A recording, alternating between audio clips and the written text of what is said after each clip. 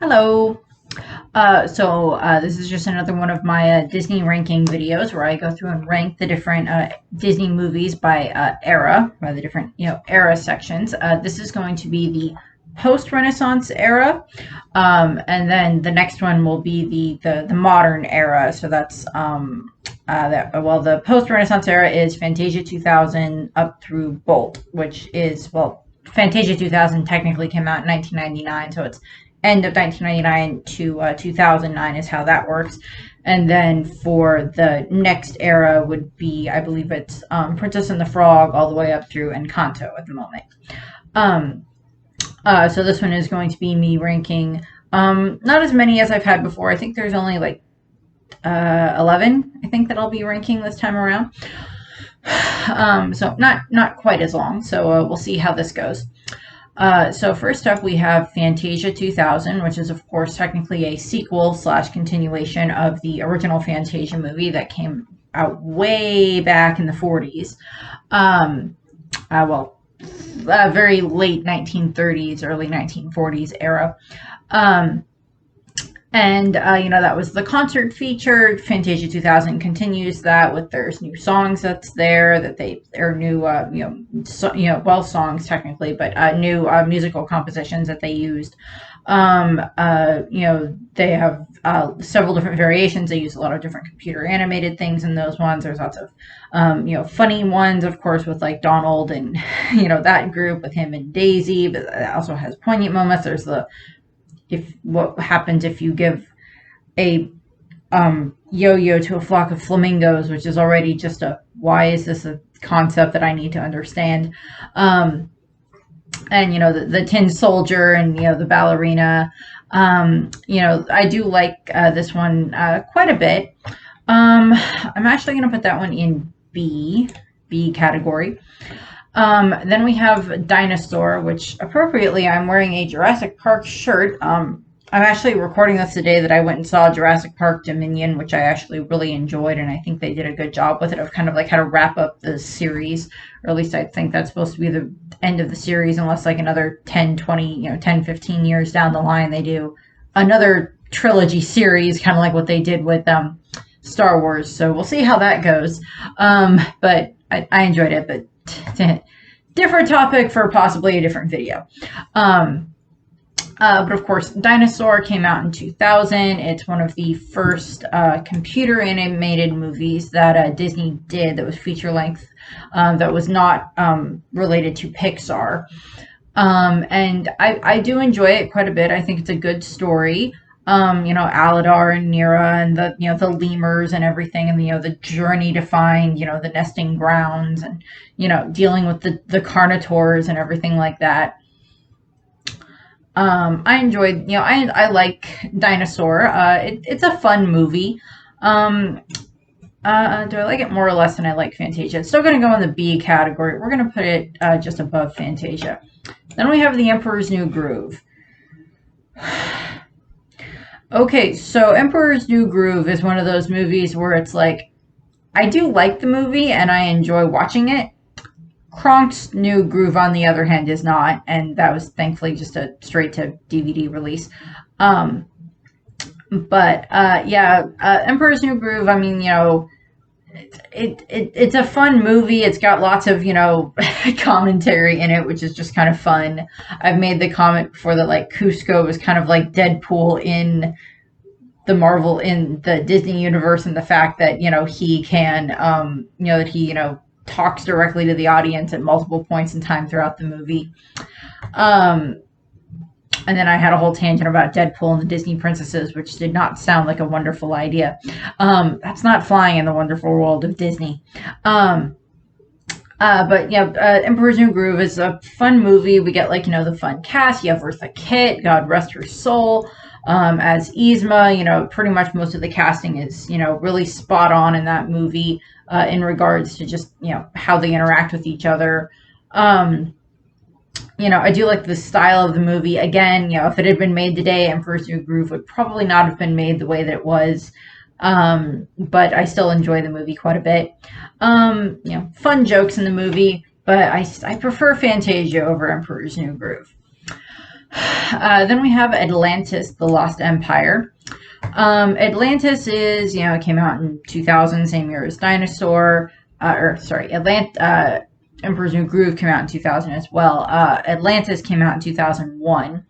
I really actually wish that Atlantis had gotten a bigger following, because then we probably would have gotten like the actual series like they wanted to do, because the sequel movie, Milo's Return, was actually, they had originally wanted to do a animated series instead, and unfortunately that didn't happen.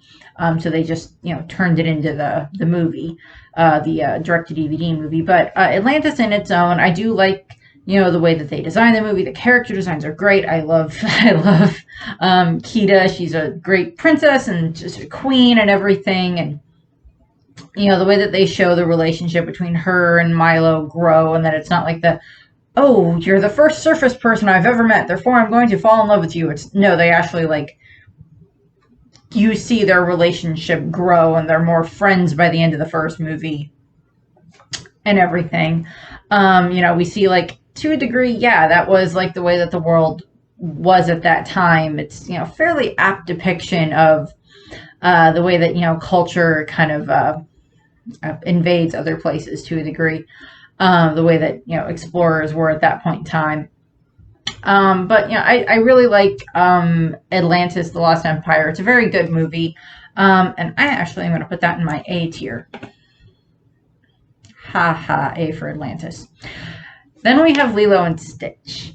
So before I go into putting Lilo and Stitch on the rank, I was out doing some shopping today, because odd thing, I'm recording this on the 4th of July itself. I had a big family celebration the last 2 days. There were fireworks, there was lots of food, lots of family games, blah, blah, blah, blah, blah. I got to see family I hadn't gotten to see for a while. But so today I was just kind of a more relaxing day and go see the movie with my dad. And then I went to the mall because they were having a sale on various movies and stuff like that at a shop there. And they have pop vinyls there. And one of the pop vinyl that I found, I also found one for my niece. But the pop vinyl that I found,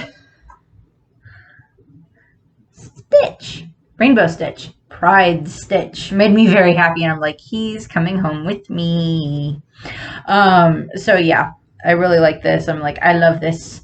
And I think this references back to, well, I don't know if it's 100% reference back to it, but I remember, I believe in the Stitch video that I did, the Lilo and Stitch video that I did, I mentioned that because, Stitch is Experiment 626, and I believe the ruling that was for the that made same-sex marriage fully legal in the United States, that came out, I believe, on June 26th. So that was 626, and I believe I mentioned that the either one of the artists for the movie or the creator of Stitch himself had drawn a sketch of Stitch with the pride flag being happy, and I don't know if that came out on that day itself or if it ended up coming out if you did that the next year or something like that. But yes, Stitch. And I figured I'd throw that in here since I was going to talk about Lilo and Stitch, because there was no other way, or talk about Lilo and Stitch because there was really no other time when I would have been able to show that. So then we go into, of course, Lilo and Stitch, which came out in 2002. I've stated multiple times in the Disney video and the review for Lilo and Stitch that this movie, Lilo and Stitch, kind of got me through my parents' divorce, because it came out during the time frame when that was going on for me, and it really helped with that. And for that fact alone, just for how much I love the movie anyway, Lilo and Stitch go up here. There we go. Lilo and Stitch goes into A tier, and even though I really like some of the other ones that are on this list, that one's probably going to be the one that sticks in the number 1 slot. But yeah, I love Lilo and Stitch. I love Stitch. I've got a stuffed Stitch back here somewhere. He's over that way. I was like, he's here somewhere. Yeah, I got Stitch on the wall, of course. So yeah, I love Lilo and Stitch. I love the movie. I love the soundtrack that goes with the movie. Just the story of the movie in general. I love the way that they show that relationship between Lilo and Stitch, with the fact that they very much end up being like siblings, and the relationship between Nani and Lilo, of course. with, Nani doing everything she can to be able to keep her sister with her and everything. And I love that. Jumba Fleekley are hilarious. Cobra Bubbles. I love that. I love the whole cast that they had for that movie. They did a great job for that movie, and then continuation into the three sequel movies, and then into the various animated series that they had that goes with Lilo and Stitch. I love Lilo and Stitch. Definitely just one of my favorite Disney movies in general. Then we have Treasure Planet, which came out in 2002. I think Lilo and Stitch came out closer to the beginning of the year, and then Treasure Planet came out a little bit closer to the end of the year. It's not very often that Disney has two movies that come out within the same year, but it does happen every now and then. For Treasure Planet, of course, this is basically, Treasure Island in space, aka also kind of like, One Piece, I think would fit rather well. I think One Piece and Treasure Planet would get along rather well. That would be fun. That's a fun crossover. That should happen. I have no idea if anyone ever wrote that. I may have to look that up. If not, I don't know. Maybe there's something there. Throw Lilo and Stitch in there too. But yeah. I really, Treasure Planet. I love just the animated sequences in this movie with like the space things that they have, the ships that you see designed in the movie. It's a coming of age story for Jim Hawkins and everything, and you see his relationship with Silver. And you have like the side romance between Doppler and with Captain Amelia. We have them, and I just like how they show like that. We see it is a coming of age story, which I think Treasure Island is supposed to be like coming of age story to a degree anyway for Jim Hawkins and everything. So I really like the song. I really like the movie. The soundtrack's really good. In regards to that, and actually, that one's going to go into A tier as well, and it's actually going to go above Atlantis. Not, I still really love Atlantis. Then we have Brother Bear. Brother Bear is, if you've watched my reviews of the movies, Brother Bear is, of course, Kenai is, the human that gets transformed into a bear, and then he ends up having to become like the big brother bear to this other bear named Coda, and you see them grow, and you see Kenai change as who he is, and embrace what he is, what he can be, and take responsibility for his actions and everything. And I really like how they do that in the movie. Again, the soundtrack is great, the animation is beautiful. I really wish like Treasure Planet and Atlantis and Brother Bear, I really wish that they had been bigger than they had been, because then maybe we would have gotten, not that I don't like the Brother Bear 2, but like maybe there would be more to it. Like, just like, a lot of people know Lilo and Stitch, but then there's like other ones who are just like, oh, well, yeah, that was an okay movie in regards to like Atlantis or something like that. But, I wish that they had gotten more of a following. Although in retrospect, I think they've gotten a bit more of a following as well. But yeah, so Brother Bear, I really like. It's a great, brother story, bonding story. It's a great family story in general. Another one of, kind of the Disney legacy of like looking at nature in various ways as well. And Brother Bear, I could put it in the B category, but by that right, then I should have put like Dinosaur in the D category, and I'm like, no. Let's see here. Yeah, I'm gonna do there. Yeah, Brother Bear goes in the A category. Then we have, okay, now we're getting into the two that I just do not care for in regards to Disney movies, but I put them on the rankings list just so you can see, and I can verify where I put them for why I don't like them. So we have Home on the Range, which, yeah, came out in 2004. I think I've maybe seen it once. The animation style in it is fine, because it's still like, the hand-drawn animation style that Disney had, but it's not one that I really want to watch again, and someone in our neighborhood is already setting off fireworks, even though it's only like not even 6 o'clock in the evening yet. But then again, my family sets off lots of fireworks at my uncle's house, and they're very loud, and and screw it, I'll mention this here. They have like the okay, so in Nebraska we have, I don't know, I'm sure you can buy them outside the state, but there's these giant freaking rolls of like the firecrackers that are just rolled up, and there's like thousands of them in it, and like they will take them and they will spread them over their side street where they live, and they will just like light from one end, light from the other, pile them in the middle a little bit, and then just like just so loud. It's like all the kids had like earplugs in and whatever. Like I'm standing there like, okay, yeah, no, I'm gonna cover my ears for this part. It's like very, very loud, very, very flashy as they go off, and lots of smoke in the end. So it's just like it's very loud, and then there's smoke, and that's a very good explanation of that. But yeah, Home on the Range. I've seen it once. It's cows that try to save their farm from like a mustache twirling type villain in the Old West. I don't know. It goes in the F category. And then that's where Chicken Little is going to go to, because I've never seen Chicken Little, but I don't know why Disney did that as a movie in and of itself at the time frame. I've never seen it. It came out in 2005. I saw the previews for it, and I'm just like, no. No. I don't want to see that. I do not. Don't want to see it. Don't think I ever will.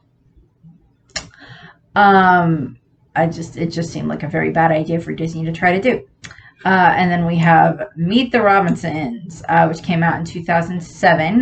Very futuristic type science, going into the scientist, futuristic, science fiction type stuff in regards to, lots of fun things and time travel and everything, she says, as she points at the TARDIS that is hidden behind the Hedwig plushie.